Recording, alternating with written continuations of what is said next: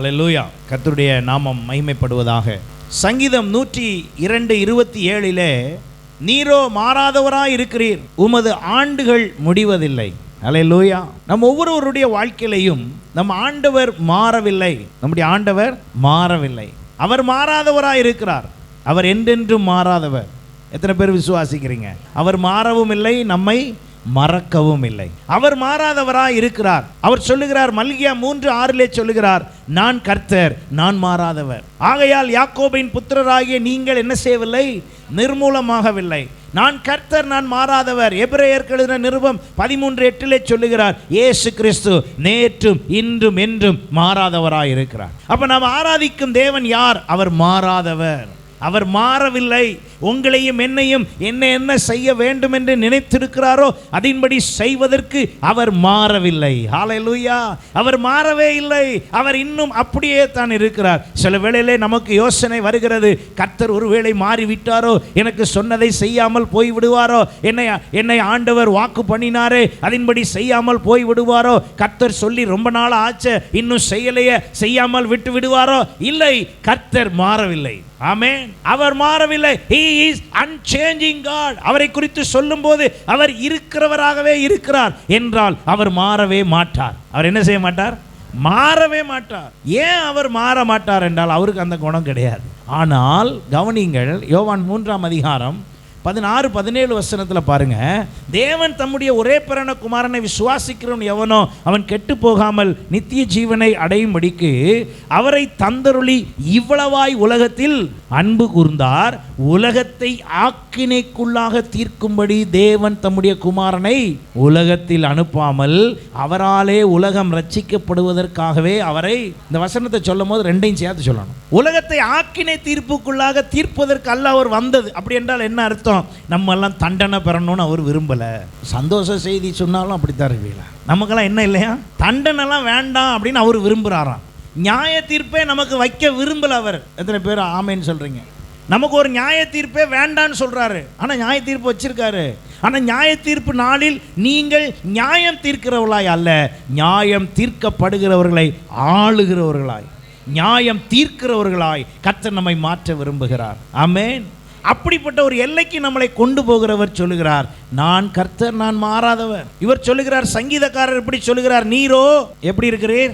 மாறாதவரா இருக்கிறீர். என்ன சூழ்நிலையில சொல்லுதார் தெரியுமா? அதை எந்த சூழ்நிலையில் அதை சொல்லுகிறார்? 102 சங்கீதத்தினுடைய அந்த 1 வசனத்துக்கு மேலே உள்ளதை படிங்களேன்.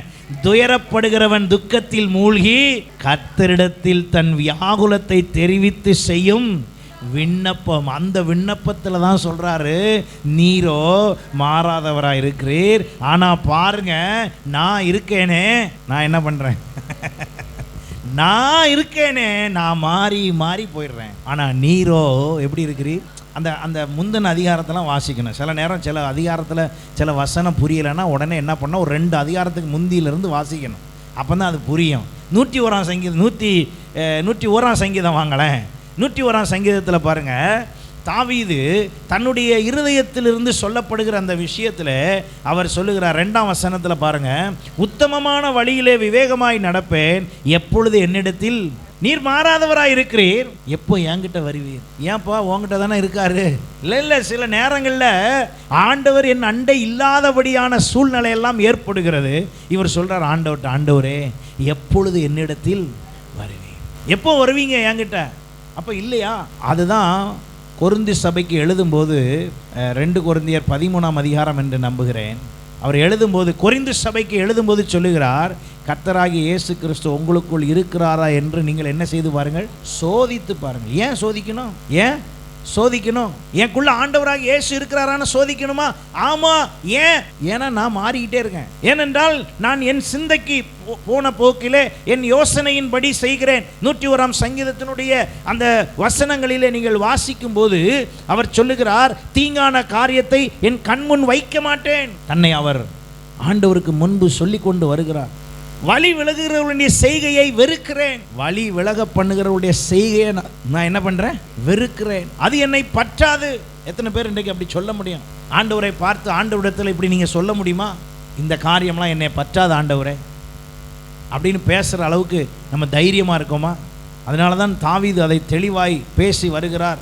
மாறுபாடான இருதயம் என்னை விட்டு அகல வேண்டும், பொல்லாதவனை அறிய மாட்டேன். பொல்லாதவனை நான் என்ன செய்ய மாட்டேன்? அறிய மாட்டேன். ஏன் பொல்லாதவனை பற்றி எனக்கு மேட்டர் இல்லை. அவனை போய் நான் அறிந்து நான் பொல்லாதவனாய் மாறுவதற்கு நான் பொல்லாதவனையெல்லாம் என்ன செய்ய மாட்டேன்?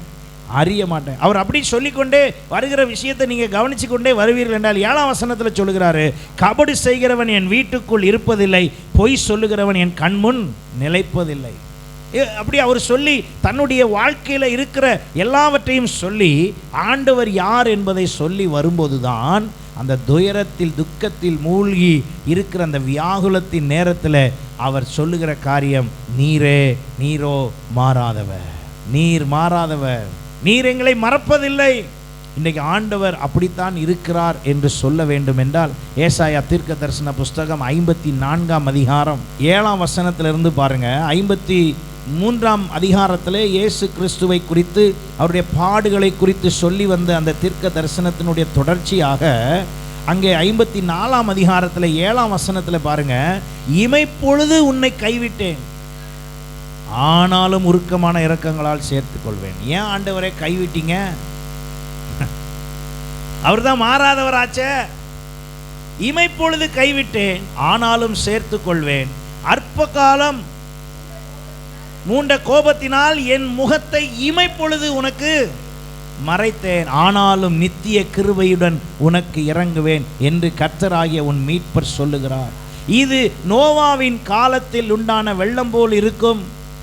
நோவாவின் காலத்தில் உண்டான வெள்ளம் இனி பூமியின் மேல் புரண்டு வருவதில்லை என்று நான் ஆணையிட்டது போல.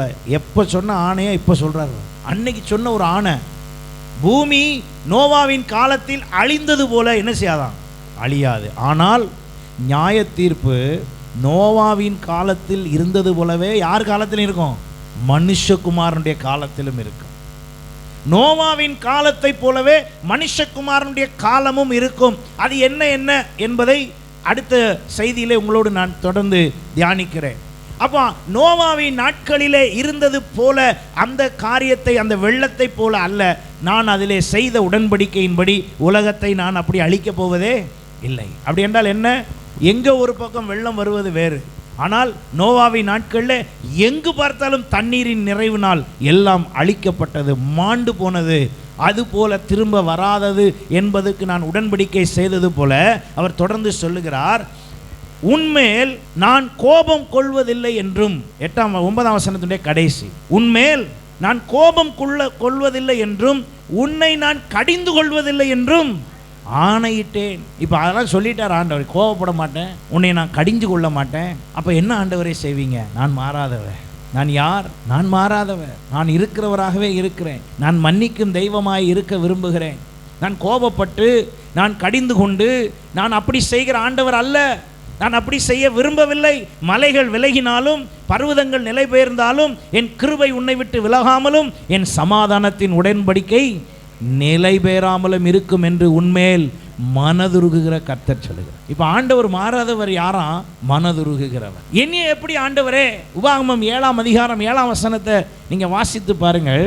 சும்மா சாதாரணமாய் நம்ம ஏதோ அல்ல, நாம் ஒருவேளை ஒதுக்குப்புறத்தில் இருந்தவர்கள் போல சிறிய கூட்டமாய் ஒன்றுக்கும் உதவாதவர்களாய் எப்படி இருந்தோம் என்பதை அறிந்து கர்த்தர் அன்பு கூர்ந்தார். அங்கே சொல்லப்பட்டிருக்கு பாருங்க, சகல ஜனங்களிலும் நீங்கள் திரட்சியான ஜனம் என்று கர்த்தர் உங்கள் பேரில் அன்பு வைத்து உங்களை தெரிந்து கொள்ளவில்லை. நீங்கள் சகல ஜனங்களிலும் எப்படி இருக்கிறீர்கள்? கொஞ்சமாக இருக்கிறீர்கள். சகல ஜனங்களிலும் கொஞ்சமாக இருக்கிறீர்கள். கொஞ்சமாக இருக்கிற உங்களுக்குள்ள, நமக்குள்ள பெரியவராயிருக்கிற தேவன், உலகத்தை படைத்தவராயிருக்கிற தேவன், என்றென்று மாறாதவராயிருக்கிற தேவன், அவர் நமக்குள்ளே வாசம் பண்ண விரும்புகிறார். உலகம் நம்மளை கொஞ்சம்னு சொல்லுது, உலகம் நம்மளை ஒதுக்குது. உலகத்தில் நீங்கள் அங்கீகரிக்கப்படாதவர்களாக இருக்கலாம். நீங்கள் இருக்கிற இடத்துல நீங்கள் உங்களுக்கு ஒருவேளை உங்களுடைய உரிமை கூட பறிக்கப்பட்டதை போல இருக்கலாம். ஆனால் கர்த்தர் சொல்லுகிறார், நான் மாறாதவர். அவர் மாறாதவராய் இருப்பார் என்றால் நாம் தைரியமாய் இருக்க வேண்டும். காரணம், அவர் தன் ஜனத்துக்கு விரோதமாய் சாபத்தை கூட வரவிடாதவர். சபிக்கும்படி வந்த தீர்க்கதரிசியை கூட கர்த்தர் அங்கே ஆசீர்வதிக்கும்படி சொல்லி 6 முறை அவன் பலி செலுத்தி முயற்சிக்கிறான். பேலியாம் தீர்க்கதரிசி ஒரு முறை அல்லங்க, எத்தனை முறை?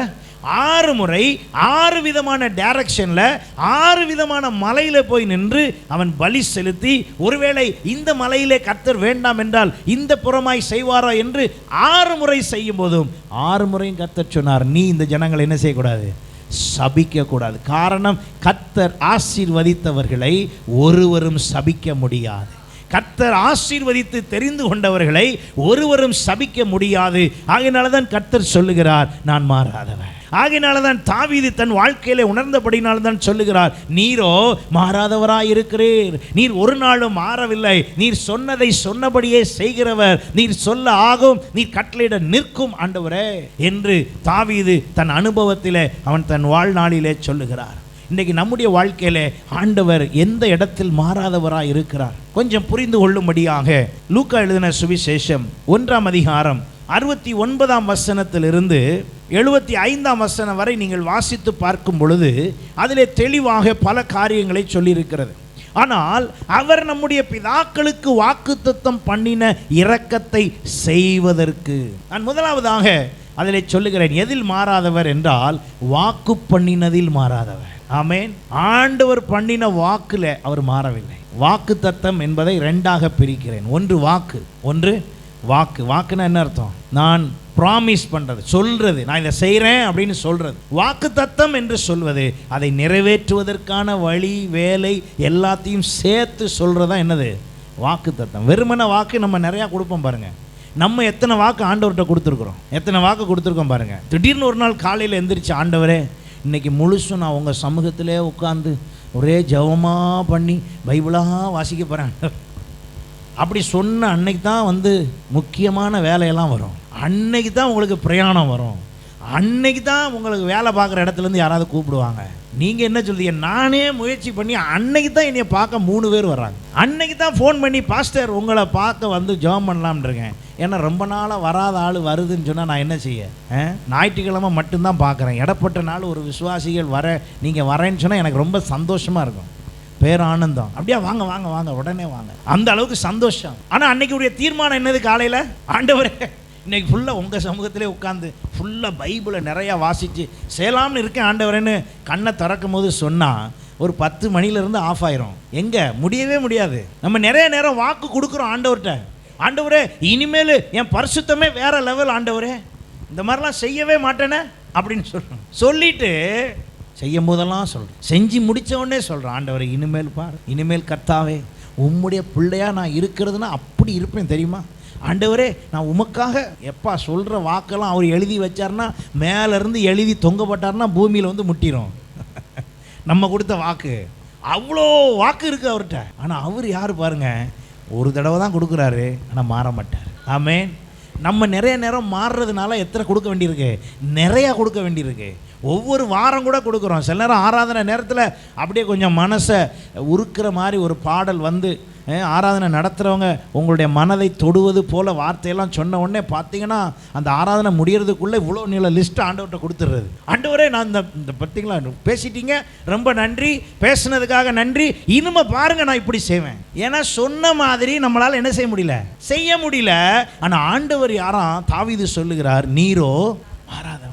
எவ்வளவு ஒரு ஸ்ட்ராங் எவிடன்ஸ், ஒரு ஸ்ட்ராங்கான ஸ்டேட்மெண்ட்டை தாவீது சொல்லுகிறார், நீரோ மாறாதவர். அப்போ நம்மளை பார்த்து ஆண்டவர் என்னன்னு சொல்லணும்? என் புள்ள மாறவே மாறாது. சொல்கிற மாதிரி ஆகுதா பாருங்க. அவரும் சில நேரம் முடிவு பண்ணி இன்னைக்கு இதை ஆசீர்வதிச்சிடலான்னு நினச்சிக்கிட்டு இருப்பாரா? நம்ம உடனே மாறிடுவோம். நம்ம எப்போதும் ஒரு ரூட்டில் வந்துக்கிட்டு இருப்போம், பேச்சுக்கு அப்படி சொல்கிறேன், எல்லோரும் ஒரே ரூட்டில் அப்படி வந்துக்கிட்டே இருப்போம். ஆண்டவர் உடனே தீர்மானம் பண்ணி இன்னைக்கு இவர் என்ன பண்ணிடலாம், ஆசீர்வதிக்கலாம். அன்னைக்கு தான் நம்ம மாற்றி வேற ஒரு ரூட்டில் போய் அவர் ஆசீர்வதிக்கலாம் நிற்கிற அன்னைக்கு தான் நம்ம வேற ரூட்டில் போயிட்டு இருப்போம். ஆனால் தாவீது தன் அனுபவத்தில் சொல்லுகிறார், நீரோ மாறாதவராக இருக்கிறீர். அப்போ ஆண்டவர் எதில் மாறல பாருங்க, அவர் என்ன வாக்கு பண்ணினாரோ அதில் என்ன செய்யலையா, மாறலை. உங்களை என்னெல்லாம் வாக்கு பண்ணியிருக்கார் பாருங்க, உங்களுக்கு என்னெல்லாம் வாக்கு தத்தம் கொடுத்தார்.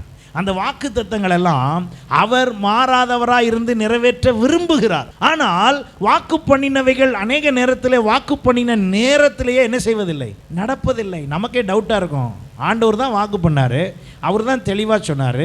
எனக்கு சொன்ன வார்த்தையை சில நேரத்தில் நான் ஆலயத்துக்கு வரும்போது ஆராதனையில் உறுதிப்படுத்தியிருக்காரு, பிரசங்கத்தில் உறுதிப்படுத்தியிருக்காரு, நான் வாசிக்கும் போது உறுதிப்படுத்தியிருக்காரு. நான் காரில் போய்கிட்டு இருக்கும்போது எனக்கு முன்னால் போன காரில் எழுதியிருந்த வார்த்தையின் மூலமாக கூட எனக்கு சில நேரம் அப்படி ஆகுதுங்க.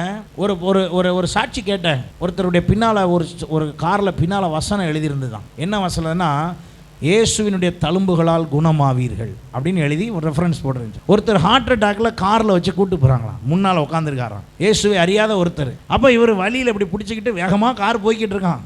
முன்னால் போகிற ஒரு காரில் இப்படி எழுதியிருக்குதான், இயேசுவின் தழும்புகளால் குணமாவீர்கள். இப்போ உடனே இவர் என்ன பண்ணுறாராம், பிடிச்சிக்கிட்டு போய்கிட்டு இருக்கவர் திடீர்னு அதை பார்த்துட்டாராம்.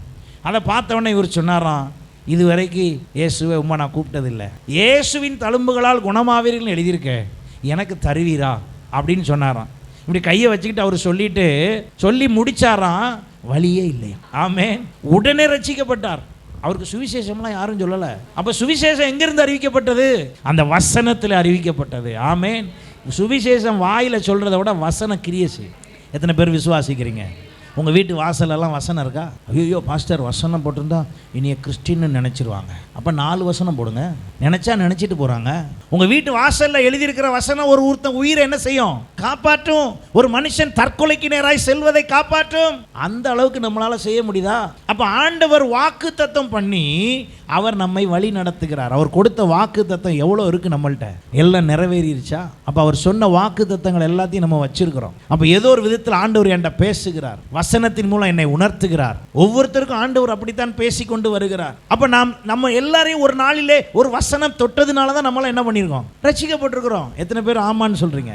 ஒரு வசனம் நம்மள்கிட்ட பேசிச்சு, அந்த வசன வார்த்தை நம்மை தொட்டதினால் நாம் இன்றைக்கு கர்த்தருடைய பிள்ளைகளாக இருக்கிறோம். இன்னொருத்தரும் ஆகணும்னா வசனம் தானே சொல்லணும். அதனால தான் நம்ம கொடுக்குற ட்ராக்ஸ்ல எல்லாம் பாருங்க, வேற வார்த்தைலாம் இருக்காது, ஒன்லி வசனம். அதில் வசனத்தை தவிர வேற ஒன்றும் இல்லை. அப்போ நம்ம ஆண்டவரிடத்திலே வந்து வாக்கு தத்தங்களை பெற்றுக்கொள்ள பார்க்கிறோம்.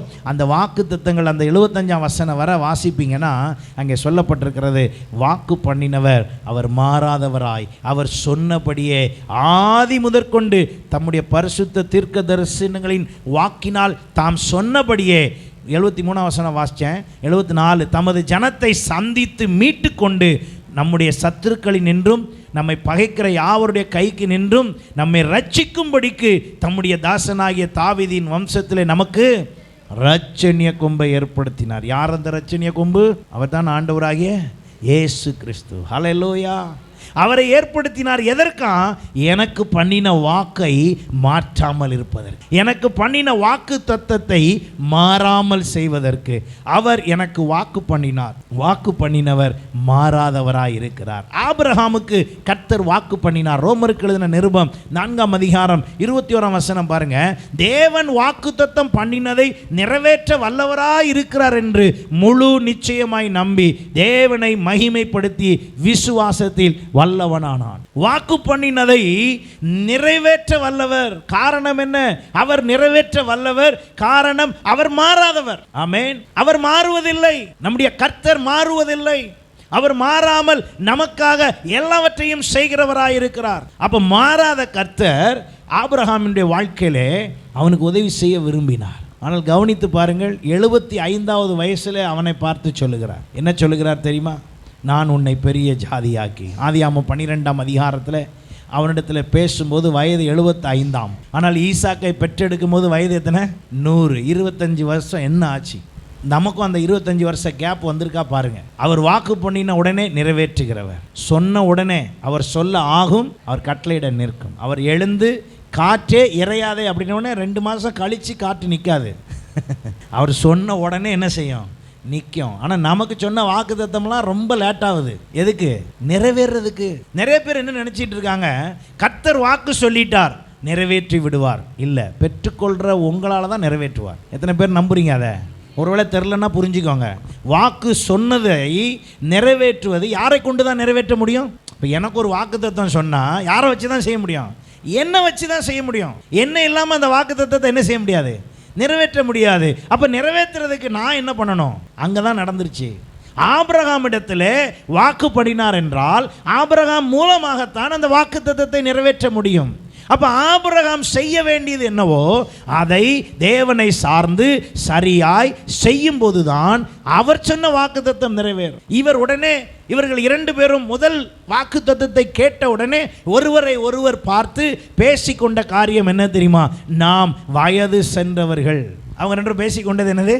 வயது சென்றவர்கள். இரண்டாவது, அவர்கள் 2 பேரும் பேசிக்கொண்டு இருக்கும் பொழுது சாராள் சொன்ன காரியம், குழந்தை பெற்றுக்கொள்வதற்கான எந்த அறிகுறியும் என்னிடத்தில் இல்லை.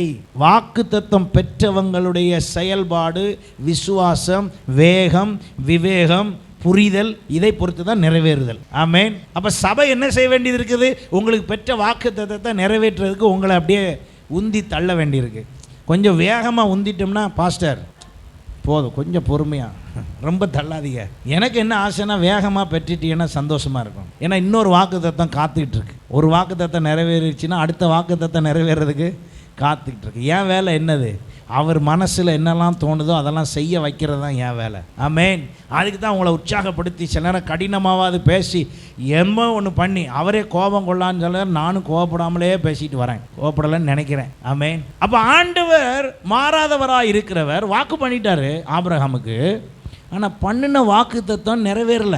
ஏன்? இன்னைக்கு நாம் ஒன்றை புரிந்து கொள்ள வேண்டும். நமக்கும் கர்த்தர் வாக்கு தத்துவம் பண்ணியிருக்கிற அந்த வாக்கு தத்தங்கள் நிறைவேறுவதற்கு நாம் ரொம்ப முக்கியம் என்பதை கவனியுங்கள். இந்த ஆபிரகாமும் சாராளும் என்ன செய்கிறார்கள்?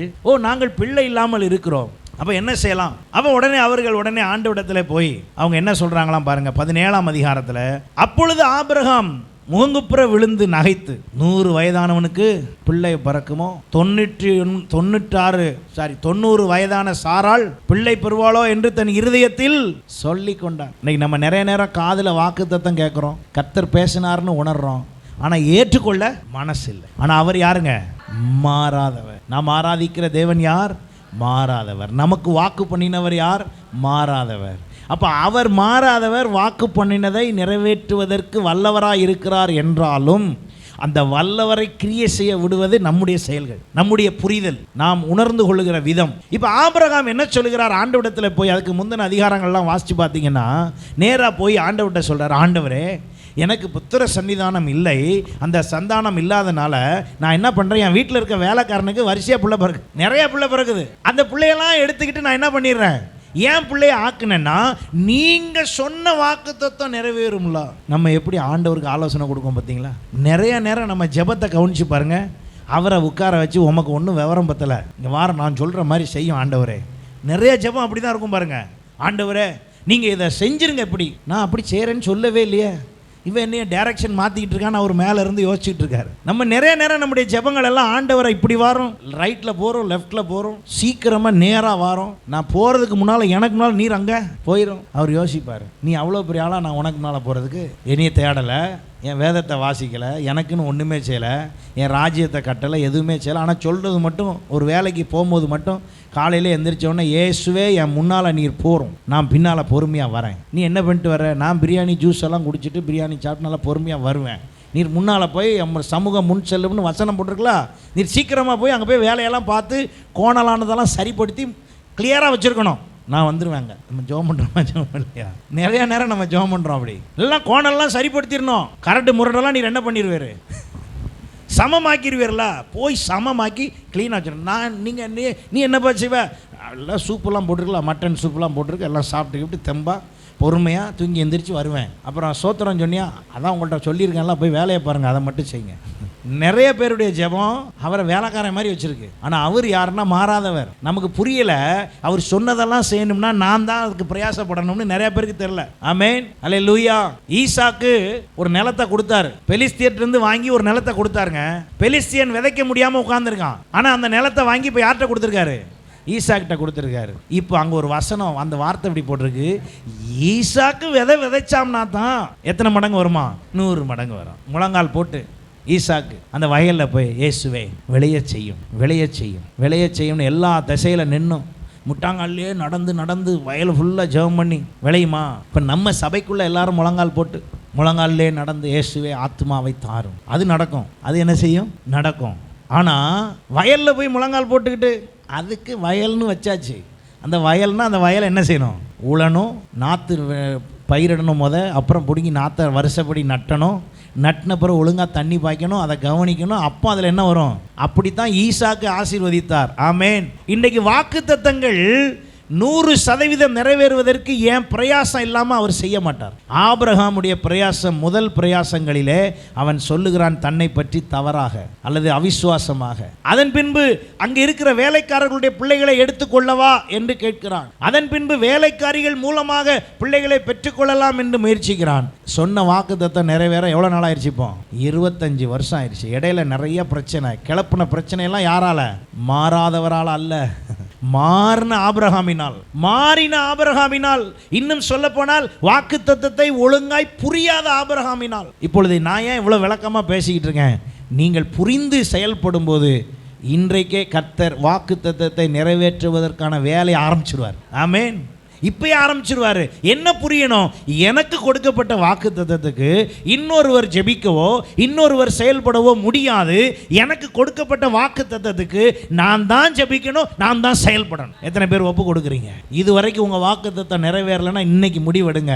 என் ஆண்டவர் மாறாதவர், நான் தான் மாறி மாறி வேற மாதிரி செய்யலாமா, இப்படி செஞ்சிடலாமா, அப்படி செஞ்சிடலாமா, நிறைய பிளானை போட்டேன். ஆண்டவரே நீர் மாறாதவர், நீர் மாறாதவராக இருக்கிறதுனால இப்பவே முடிவெடுக்கிறேன்.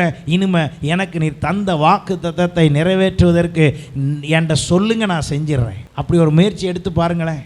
அந்த முயற்சிக்கு ஆபிரகாம் வர்ற வரைக்கும் யார் பிறக்கல? ஈசாக்கு பிறக்கல. அது வரைக்கும் ஈசாக்கு பிறக்கல.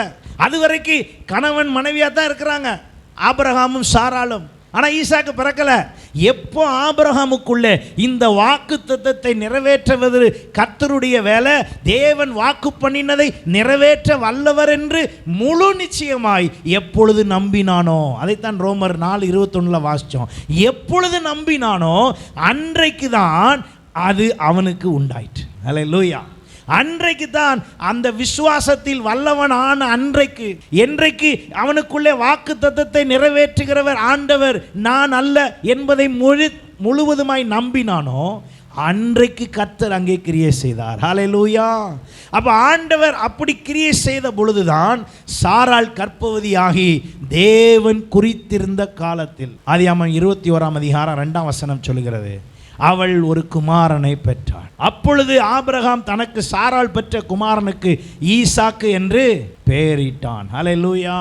அப்ப கர்த்தர் கொடுக்கிற வாக்குத்தத்தம் நிறைவேற்றுவதில் அவர் மாறாதவர். உங்களுக்கு கொடுத்த வாக்குத்தத்தம் நிறைவேறியே தீரும். அதில் எதுவும் நிறைவேறாமல் போகவே போகாது. இதுவரை கர்த்தர் உங்களுக்கு தந்திருக்கிற வாக்குத்தத்தங்கள் அதிகமாய் நிறைவேற்றாமல் இப்படியே வைத்து கொண்டே இருப்பீர்கள் என்றால், இன்றைக்கு கர்த்தர் சொல்லுகிறார், சேனைகளின் கர்த்தர் சொல்லுகிறார், மீட்பர் உரைக்கிறார், இரக்கமுள்ளவர் உரைக்கிற தீர்க்க தரிசனமான வார்த்தை என்னவென்று சொன்னால், அவர் மாறாதவர். ஆகையினாலே உங்களுக்கு பண்ணின வாக்குத்தத்தம் மாறுவதில்லை, அது நிறைவேறும். அல்லேலூயா. அது நிறைவேறுவதற்கான காலம் வந்து விட்டது. அது குறித்த காலம். அது என்ன காலம்? அது என்ன காலம் என்றால், இது எனக்குரிய வாக்குத்தத்தம், கர்த்தர் எனக்கும் என் மனைவிக்கும் கொடுத்த வாக்குத்தத்தம்.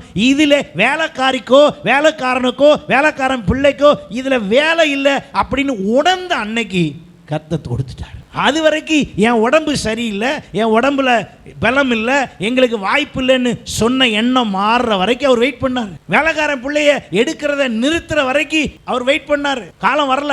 இஸ்மவேலை அனுப்பி விட்ட, இஸ்மவேல் இனிமேல் பிள்ளை இல்லைன்னு புரிஞ்ச அன்னைக்கு தான், அது அல்ல வாக்குத்தத்தத்தின் பிள்ளைன்னு புரிஞ்ச அன்னைக்கு தான் காலம் நிறைவேறுகிறது. இன்னைக்கு நிறைய வாக்குத்தத்தத்துக்கு உங்கள் காலம் இன்னும் என்ன செய்யலை, நிறைவேறல. இப்பொழுது இந்த செய்தியை கேட்கும் பொழுது உங்கள் காலம் நிறைவேறத்தக்க உங்களுக்குள்ளே ஒரு புரிதல் ஏற்படும் என்றால், அந்த காலம் என்று என்றால் இப்பொழுது, இன்றே அது ஆரம்பமாகிறது. அல்லேலூயா. ஏன் ஆரம்பமாகுதுன்னா, அதை கொடுத்தவரும் மாறவில்லை, செய்கிறவரும் மாறவில்லை, வாக்கு பண்ணினவர் இன்றும் வல்லமை உள்ளவராக இருக்கிறார். நான் அந்த காலத்தை ஏற்படுத்தாமல் தடுத்ததும் தாமதித்ததும் தான் காரணமே ஒழிய அவர் மாறாதவர். அவர் என்ன செய்யலங்க? மாறவே இல்லை. அவர் மாறாதவர். அவர் மாறாதவராய் இருக்கும்படிக்குத்தான் எனக்காக ஒரு இரட்சணிய கொம்பை ஏற்படுத்தி அவரை சிலுவையில் எனக்காக அவர் மரித்து எனக்காக அடக்கம் பண்ணப்பட்டு எனக்காக உயிர் தெழுந்தார், எனக்காக மீண்டும் வரப்போகிறார். ஆமென். அப்படிப்பட்ட அந்த ஆண்டவர் மாறாதவராய் இருக்கிறார் என்றால், அவர் அன்சேஞ்சிங் காடாக இருக்கிறார் என்றால், என்னிடத்தில் ஏற்பட்ட மாற்றங்களை நான் சரிப்படுத்தும் பொழுது வாக்குத்தத்தம் உடனே நிறைவேறும், இன்றைக்கே நிறைவேறும். இரண்டாவதாக, அவர் எதில் மாறாதவர்? ரோமர் 11:29 சொல்லுகிறது, தேவனுடைய கிருபை வரங்களும் அவர்களை அழைத்த அழைப்பும் என்னதுங்க? மாறாதவைகள். மாறாதவர் கொடுத்த அழைப்பு மாறவே மாறாது. உங்களை அழைச்சதை நம்புறீங்களா? அவர் உங்களை அவருடைய பிள்ளையாக அழைத்தார், முதல் அழைப்பு. இரண்டாவது, அவருடைய சுவிசேஷத்தை அறிவிக்கும்படி அழைத்தார், அது இரண்டாவது அழைப்பு. அந்த அழைப்பு எங்கே இருக்குது? மத்தேயு 28 இருக்குது. முதல் அழைப்பு, அவர் உங்களை பிள்ளையாக அழைத்தார். இரண்டாவது அழைப்பு, அவர் உங்களை சுவிசேஷம் அறிவிக்கும்படி அழைத்தார்.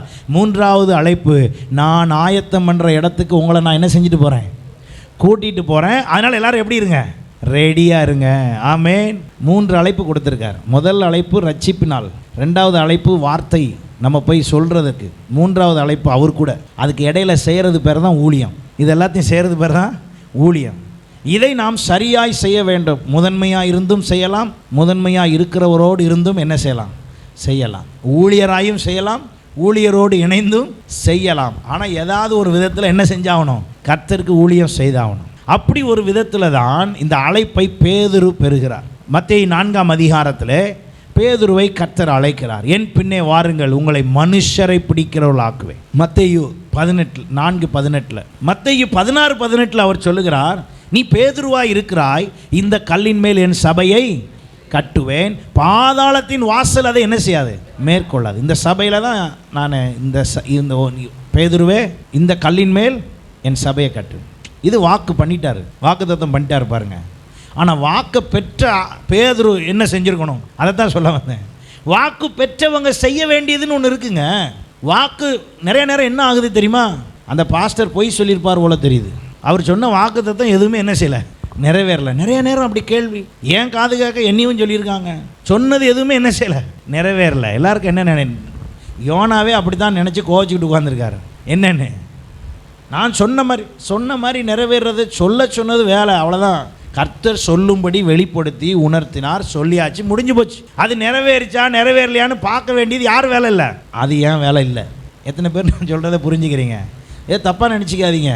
நான் இப்படி சொல்கிறேன், நான் சொல்கிற வரைக்கும் தான் என் வேலை. நினிவே பட்டணத்துக்கு போ, கவிழ்க்கப்படும்னு சொல்லு. கவிழ்க்கணுமா கவிழ்க்கக்கூடாதாங்கிறது யார் வேலை இல்லை, சொன்ன தீர்க்கதரிசி வேலை இல்லை.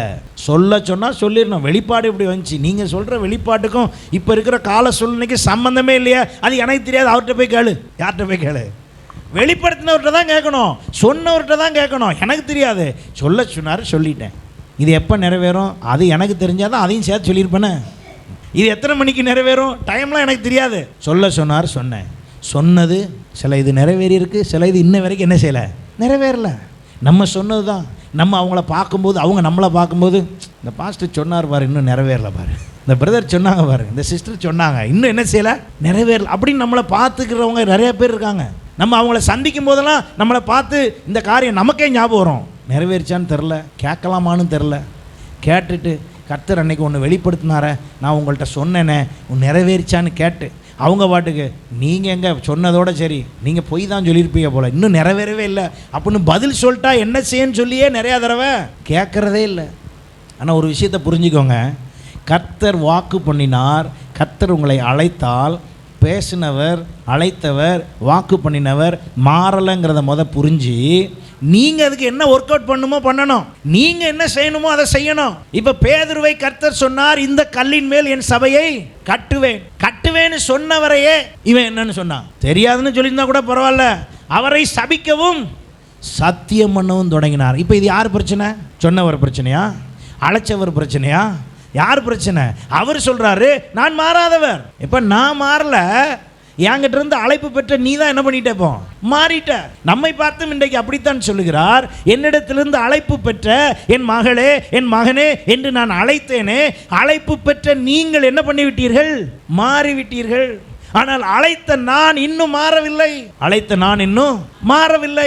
வாக்கு பண்ணின நான் இன்னும் மாறவில்லை. நான் என்ன அபிஷேகம் தந்தேனோ அபிஷேகத்தில் கூட நான் என்ன செய்யலை? மாறலை. நீங்கள் கவனித்து பாருங்கள், தள்ளப்பட்ட தூதனை என்ன சொல்லி அவனை ஆசீர்வதித்து அந்த தூதனுக்கு எல்லாம் கொடுத்தாரோ அவர் அதில் மாறலைங்க. என்ன மாறலை? அவன்கிட்ட சொன்னது தான் பாருங்கள். அவனை இசைத்து பாடி மகிமைப்படுத்தி தேவனை தொழுது கொள்வதற்கான தாளந்தை அவன்கிட்ட கொடுத்தார். அவர் என்ன கொடுத்தாரோ அதை என்ன செய்யலை, மாற்றவே இல்லை. இவ்வளோத்துக்கும் அவன் இவருக்கு எதிரியா மாதிரி இருக்கான், எதிரியாக வேலை செய்கிறான். ஆனாலும் இவர் போய் என்ன செய்யலை, மாற்றலை. காரணம் என்ன தெரியுமா? அவர் யார்? இதுக்கு மேலே உதாரணம் உங்களுக்கு வேணுமா? அவங்ககிட்ட கொடுத்ததையே மாற்றலையா. நம்ம எவ்வளோ அன்பானவர்.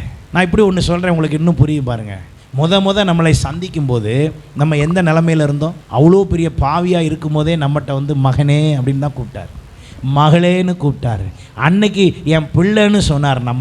நம்ம ஆண்டவர்கிட்ட இயேசுவே உம்மை சொந்த இரட்சகராக ஏற்றுக்கொள்கிறேன்னு சொன்ன அன்னைக்கு உண்மையிலேயே 100% நம்ம யாராக இருந்தோம்? சில நேரத்தில் போதையில் கூட சொல்லியிருப்பாங்க, அவங்கள கூட கர்த்தர் என்ன பண்ணிட்டார், ரட்சித்துட்டார். ஏன்? அதான் அன்பு. ஆமேன். அப்படி ஒரு நிலையிலேயே அவர் எனக்கு மாறாதவராக இருந்திருப்பார் என்றால் இப்போ நம்ம எவ்வளோ தூரம் வந்திருக்கிறோம்? யார்கிட்ட? அவர்கிட்ட எவ்வளோ தூரம் வந்திருக்கிறோம். அன்னைக்கே நான் அவரை அறியாத பொழுதே, அவர் யார் என்றும் தெரியாது, நான் ஒரு பாவியாக இருந்த பொழுதே என்னை அப்படி நேசித்து என்னை அழைத்தார் என்றால் இப்பொழுது நான் அவர் அருகில் பேசுகிற, அவரை நோக்கி அப்பா பிதாவே என்று கூப்பிடப்படுகிற புத்திர சுவிகாரத்தின் ஆவிய, பரலோகத்தில் இருக்கிற தேவனோடு ரகசியம் பேசுகிற அந்த வரங்களை எல்லாம் பெற்று அந்த அபிஷேகத்தை பெற்றிருக்கிற என்னை குறித்து கர்த்தர் மாறுவாரா? மாற மாட்டாரா? மாற மாட்டார். அல்லேலூயா. அதான் பெஸ்ட் உதாரணம் சொன்னேன். தள்ளுன சாத்தான்ட்ட இருந்தே கொடுத்தது தான். மாறலையா? நம்மகிட்ட இருந்தும் என்ன செய்ய மாட்டார், மாற மாட்டார். ஒருவேளை தள்ளப்பட்ட தூதன் தனக்கு கர்த்தர் செஞ்சதை அவன் சொல்லி உங்கள்கிட்ட சொல்லாமல் நீங்கள் செய்த தவறுகளையோ குற்றங்களையோ பாவங்களையோ மறுபடி சொல்லி உங்களை பின்மாற்றத்தில் தள்ளலாம் என்றும் செய்த காரியங்களெல்லாம் சொல்லி உங்களை ஏமாற்றலாம் என்று சொல்லும்போது நீங்கள் சொல்லுங்கள், என் கர்த்தர் மாறாதவர், அவர் என்னை மன்னித்தது, என் மீது அவர் கிருபையாய் இருப்பதே, என்னை இரத்தத்தினால் மீட்டதே. அதில் இனி என்ன வராது? மாற்றம் வராது. அதை எப்படி சொல்றீங்க? அழைத்த பேதுருவிடத்தில் அவன் நடந்து கொண்டதை வைத்து நம்மிடத்திலும் அப்படி இருக்கிறார் என்பதை இன்றைக்கு உறுதியாய் சொல்லுகிறேன். பேதுருகிட்ட போய் பேசுறாரு, எப்பா நீ தான் எல்லாம் மீன் பிடிக்க வேணாம், விட்டுறேன் ஆண்டவரே, உன் மேலே தான் சபையை கட்ட போகிறேன், கட்டிடலாம் ஆண்டவரே. அங்கே ஒருத்தவங்க நீ இயேசு கூட இருந்த தானே அப்படின்னா யார் அவர்? கடைசியில் அந்த அம்மா சொன்னதான் எனக்கு ரொம்ப, நம்மளெல்லாம் அப்படி எல்லாரும் சொல்லணுங்க. என்ன சொல்லணும் தெரியுமா? பார்த்தேங்கிறதெல்லாம் இல்லை, நீ சர்ச்சு பக்கம் வருவ போல தெரியுது, அந்த தெருவுக்கு அடிக்கடி வருவாங்கிறதெல்லாம் பேசுகிறதெல்லாம் மேட்டரே கிடையாது.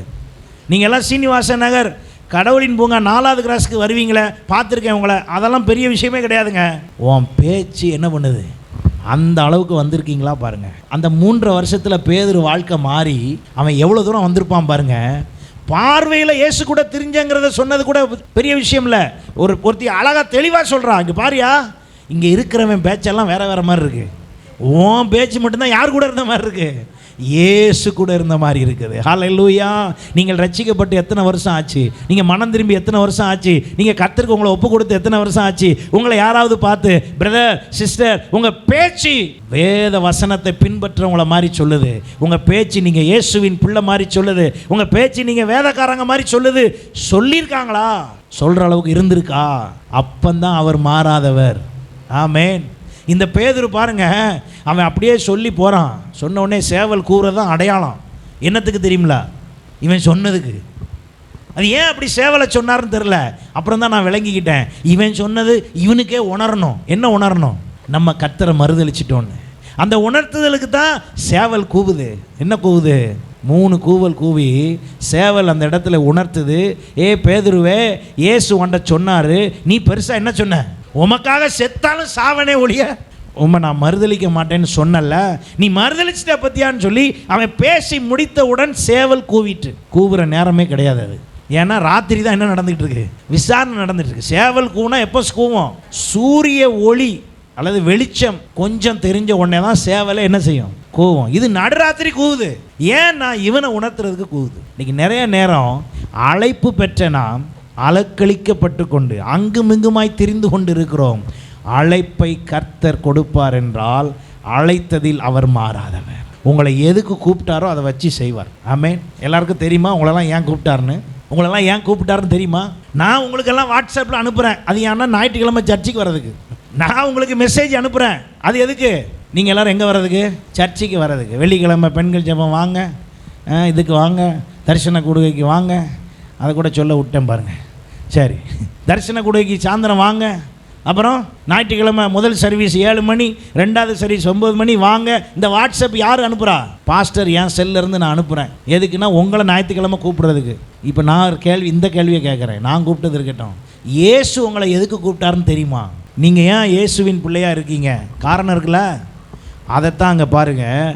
இந்த பேதுருவை எதற்கு அழைத்தாரோ அந்த அழைப்பை மாற்றாமல் பேசுவதற்கு இயேசு வல்லவராக இருக்கிறார். யோவான் 21ஆம் அதிகாரத்துக்கு வாங்க. அங்கே இந்த பேதுரு என்ன பண்ணிட்டாரு? இயேசு இல்லை, சாப்பாட்டுக்கு வழி இல்லை, சாப்பிட்றதுக்கும் ஒன்றும் இல்லை. இவங்களுக்கு தெரிஞ்சதெல்லாம் என்னது தான்? மீன் பிடிக்கிறத தவிர வேறு ஒன்றும் தெரியாது. உடனே என்ன பண்ணிட்டாங்க? சரி அப்பா, பேதுரு சொல்கிறான் மற்ற சீஷர்கள்ட்ட, இங்கே பாருங்கப்பா, இது வரைக்கும் போகிற இடத்துலலாம் சுட சுட மீனும் அப்பமும் 12 கூட நிறையெல்லாம் தூக்கி தலை மேலே வச்சு விடிய விடிய சாப்பிடுங்கப்பான்லாம் கொடுத்தவர் நம்ம கூட இப்போ இல்லை. ஒரே வழி நமக்கு தெரிஞ்சது மீன் பிடிக்கிறது. நான் மீன் பிடிக்க போகிறேன். எத்தனை பேர் வர்றீங்க? அவ்வளோ பேரும் போயிட்டான். மொத்த பேர் இப்போ எங்கே உட்காந்துருக்காங்க தெரியுமா? கடலில் மீனை போட்டுக்கிட்டு இருக்காங்க. இப்போ ஃப்ளாஷ்பேக் மாதிரி எங்கே ஆகுதுன்னா, மத்தேயு 4ஆம் அதிகாரத்தில் நடந்த அதே ஃப்ளாஷ்பேக்கு யோவான் 21ஆம் அதிகாரத்தில் நடக்கு. அவர் ஊழியத்துக்கு ஆயத்தமாகி கடற்கரையிலே வந்து பேதுருவோடு பேசின அதே இயேசு இப்பொழுது உயிர்த்தெழுந்த அதே இயேசு வந்து பேசுகிறார் கடற்கரையில். என்ன பேசுகிறார்? எப்பா உங்கள்கிட்ட ஏதாவது இருக்கா? 5ஆம் வசனம் பாருங்க. புசிக்கிறதற்கு ஏதாகிலும் உங்களிடத்தில் உண்டா என்றார். அதற்கு அவர்கள், நாங்களே ஒன்றுமில்லாமல் தான் எங்கே வந்திருக்கோம்? கடலுக்கு வந்திருக்கோம். அப்பொழுது அவர், நீங்கள் படகுக்கு வலதுபுறமாக வலையை. இது எப்போ சொன்னது? முத சொன்னதும் அதே தான். அவர் பாருங்க மாறலை. பாருங்க, அழைச்சவர் மாறவே இல்லை. அன்னைக்கும் வலது பக்கம் தான் வளைய போடுனாரு, இன்னைக்கும் வலது பக்கம் தான் வளைய போடுங்க பாரு.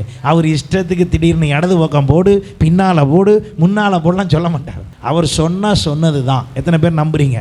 அவர் சொன்னபடியே ஆகும். ஆமென். வலது பக்கம் வளைய போடுன்றாரு. அப்பொழுது உங்களுக்கு அகப்படும் என்றார்கள்.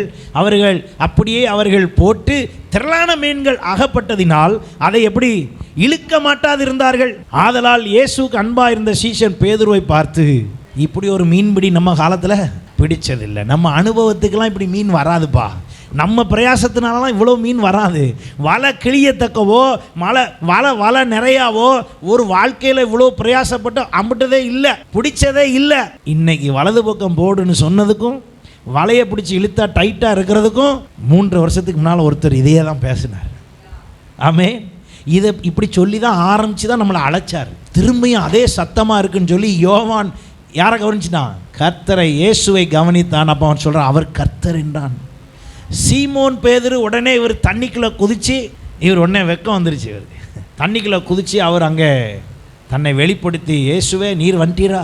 இவனுக்கு இப்போ சேவல் ஞாபகம்லாம் வந்திருக்கும். ஆனால் இயேசு என்ன செய்தார் தெரியுமா? உடனே அவங்க கரையில் வந்து இறங்கின போது கறி நெருப்பு போட்டிருக்கிறதையும் அதன் மேல் மீன் வைத்திருக்கிறதையும், உடனே அப்பமும் மீன் கரையில் இருந்தோடனே எதுக்கு அதை செஞ்சாருன்னு நீங்கள் நினைக்கிறீங்க? ஒன்றும் இல்லைங்க, சிம்பிள். எப்பா என்னை பிடிக்க வந்தாங்க, நீங்களாம் என்ன பண்ணிட்டீங்க? ஓடி போயிட்டீங்க, எல்லாம் செதறிட்டீங்கப்பா. வீராப்பில் என்னமோ காதெல்லாம் வெட்டினான் இவன். கடைசியில் பார்த்தா என்னை பிடிக்கிறப்ப வீராப்பில் என்ன பண்ணிட்டான்? காதெல்லாம் வெட்டினான். ஆனால் கடைசியில் பார்த்தா என்னை யாருன்னே தெரியாதுன்னு 3 தடவை என்னை மறுதளிச்சிட்டான். யூதர்களுக்கு பயந்து ஒளிஞ்சு கிடந்தீங்கப்பா. இதெல்லாம் எதையுமே நான் கேட்க போகிறதில்ல, நான் கோவப்பட போகிறதும் இல்லை, உங்களை நான் என்ன செய்ய போகிறதில்ல, ஒன்றுமே செய்ய போகிறதில்ல. நான் உங்களை மன்னிக்கிறேன். ஐக்கியத்தை திரும்ப வச்சுக்குவோம். பழசெல்லாம் பேசாத. எதெல்லாம் பேசாத? பழசெல்லாம் பேசாத. இந்த செதறி ஓடுனதெல்லாம் நான் பேச மாட்டேன். நீ யாருன்னு தெரியாது, இயேசுவை சபிக்கவும் சத்தியம் பண்ணவும் தொடங்கின, அதெல்லாம் நான் பேச மாட்டேன். எதுவுமே பேச மாட்டேன். ஐ ஆம் யுவர் காட். நான் மாறாதவர், நான் மாறவில்லை. Come and join, that's all. ஆமே, நமக்கு அந்த குணம் வந்திருக்கா பாருங்க. என்னை பார்த்து சோத்திரமே சொல்லலை, கண்டுக்கவே மாட்டேன், கை கொடுக்கவே இல்லை. பார்த்துக்க, நான் வந்தால் என்கிட்ட ஒன்றுமே சொல்கிறது இல்லை. என்ன குணம் இது? நம்மகிட்ட இந்த குணம் வரக்கூடாது. எல்லாத்தையும் மறைச்சிட்டு நேராக வந்து அன்பை மாத்திரம் வெளிப்படுத்தி சுட சுட மீனும் அப்பமும் கொடுத்து, எப்பா நம்ம ஃபெலோஷிப் அதே ஃபெலோஷிப் தான். ஆமென். சேம் ஃபெலோஷிப், மாற்றம்லாம் கிடையாது. நான் மாறல. பத்தியா, எப்போது நம்ம 2 பேரும் எப்படி சாப்பிடுவோம்? சூடாக சாப்பிடுவோம்ல, அதே மீன் பற்றியா பொரிச்சிருக்கா பாரு, டேஸ்ட் பாரு அதே மாதிரி இருக்கும், அப்பத்தை பாரு அதே மாதிரி இருக்கா, சைஸு கூட அதே மாதிரி இருக்கு. நான் உங்களுக்கு புரியறதுக்காக இப்படி எலாபரேட் பண்ணிக்கிட்டு இருக்கேன். எல்லாம் அதே மாதிரி இருக்கா. நான் மாறல. நான் என்ன செய்யலை, மாறல. Come and join. அவ்வளோ பேரும் அப்படியே வந்துட்டு திரும்பவும் அவர் பேதுருவை பார்த்து கேட்குறாரு, என் மீது அன்பாயிரு. அல்லேலூயா. மாறலைங்க. நம்மை குறித்த காரியத்தில் எதிலையும் அவர் மாறவில்லை, மாறவும் விரும்பவில்லை, மாறவும் மாட்டார். ஆமேன். ஆனால் நம்ம விருப்பத்துக்கு இஷ்டத்துக்கு எப்படிலாமோ மாறிட்டு கிடக்கிறோம். ஆனாலும் மாறிட்டு இருந்தாலும் இன்னும் மாறவில்லை என்று திரும்பவும் பேசுகிறார் என்றால் அவர் மாறாதவர். திரும்பவும் உணர்த்துகிறார் என்றால் அவர் மாறாதவர். இந்த பேதுருட்ட வந்து பேசி திரும்ப சொல்கிறாரு, அன்பா இருக்கிறாயாப்பா, என்னை நேசிக்கிறையா? நம்மளாக இருந்தால் என்ன சொல்லியிருப்போம்? கேள்விப்பட்டேன், இனி யாருன்னே தெரியாதுன்னு சொன்னியாம்ல. சரி, தெரியாதுன்னு சொன்னாவது பரவாயில்ல, என்னை சபிச்சியாம்ல. மூஞ்சில் முழிக்காத, ஓடிப்பேர். மாறாதவர் அப்படித்தான் இருப்பார். ஆமேன். அவரே அப்படி இருக்காருன்னா நம்ம என்ன பெரிய ஆளா? நம்மளும் அதே போல் ஃபாலோ பண்ணணும். ஆமேன். அவருடைய ஆவி, கிறிஸ்துவின் ஆவி உங்களில் வாசமாக இருந்தால் நீங்களும் நானும் அப்படித்தான் செய்யணும். கிறிஸ்துவுக்குரிய சிந்தை உங்களுக்கும் எனக்கும் இருந்தால் நாமும் அப்படித்தான் செய்ய வேண்டும். அதை தவிர வேறு விதத்தில் அல்ல. ஆமேன். எல்லாரையும் மன்னிப்போம். எத்தனை தடவை மன்னிக்கணும்? 7-70 தடவை மன்னிப்போம். மன்னிச்சுக்கிட்டே நானே தான் மன்னிச்சுக்கிட்டே இருக்கணுமா? ஒரு கேள்வி. நானே தான் மன்னிச்சுக்கிட்டே இருக்கணுமா? உனக்குள்ள கிறிஸ்து நிறைய இருந்தால் நீயே மன்னிச்சுக்கிட்டே இரு. கிறிஸ்து எனக்குள் அதிகமாக இருந்தால் நானே தான் மன்னிச்சுக்கிட்டே இருப்பேன். அவங்க உன்னை மன்னிக்கவே மாட்டாங்களா? அதை பற்றி எனக்கு தெரியணும்னு அவசியமே இல்லை. காரணம் என்ன? எனக்குள் கிறிஸ்து இருக்கிறார். இனி நான் அல்ல, அவரே எனக்குள் வாழ்கிறார். நேசிக்கிறாயானவனே அவர் கடைசியில் பேதுரு ஒரு வழியாக சொல்லிட்டார், இயேசுவே உமக்கே தெரியுமாப்பா என் நிலைமை, நான் யாருன்னு உமக்கு தெரியாதா? நான் ஆமாம் ஆமாம்பேன், அப்புறம் வேற மாதிரி பேசுவேன். என் நிலைமையெல்லாம் உமக்கு தெரியும். ஆண்டவரே உம்மை நேசிக்கிறேன் என்பதை நீர் அறிவீர் என்றான். சரி, இனிமையாவது மீன் பிடிக்க போவாத, என் ஆட்டுக்குட்டியை மேய்ச்சிக்கிட்டு பேசாமல் இரு. அப்படி நேராக போய் எல்லாரும் என்ன செய்யுங்க? எருசலேமில் போய் காத்திருங்கள். ஹல்லேலூயா. அவர் அங்கேயும் திரும்ப அவனோடு கூட மாறாதவர் என்பதை நிரூபிக்கும்படியாய் தன்னுடைய அபிஷேகத்தை ஊற்றினார். ஹல்லேலூயா. அந்த மேல் வீட்டு அறையில் அவர்கள் எல்லார் மீதும் பரிசுத்த ஆவியானவர் இறங்கினார்.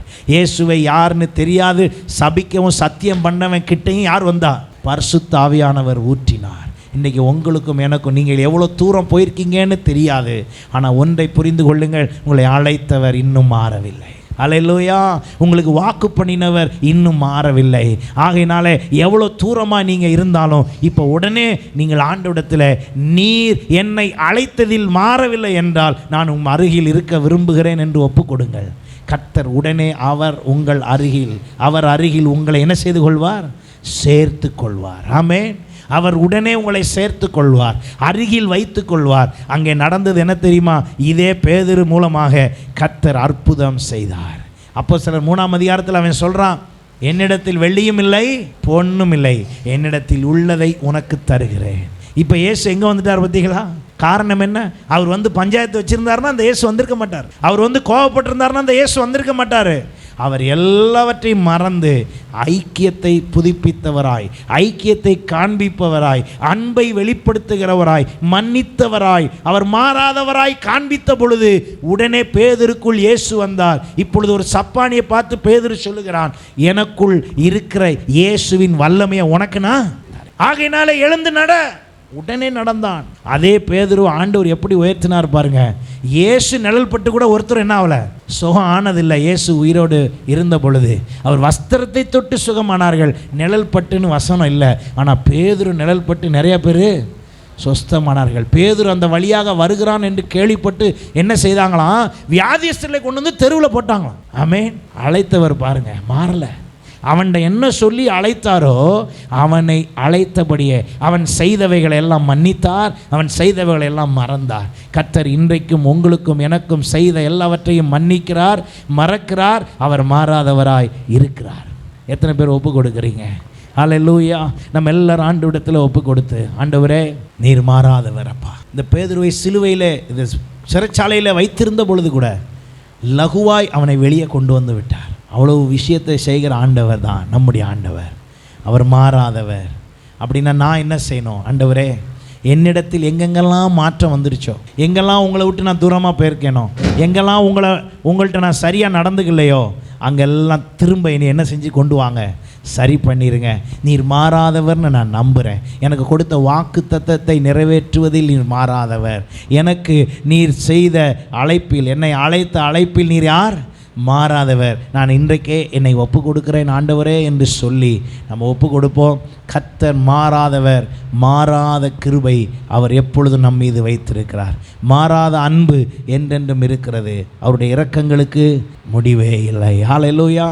மனதுருகுகிற கர்த்தர் சொல்லுகிறார், அவர் மாறாதவர். அவர் மாறாதவராக இருக்கிறபடினால் நாமும் அவரிடத்தில் நம்மை அர்ப்பணிப்போம். மாறாத தேவன், வாக்கு மாறாதவர், சொன்னபடியே செய்து நம் ஒவ்வொருவரையும் ஆசீர்வதித்து உயர்த்துவார். கர்த்தர் தாமே உங்களோடு கூட இருந்து உங்களை ஆசீர்வதிப்பாராக. God bless you.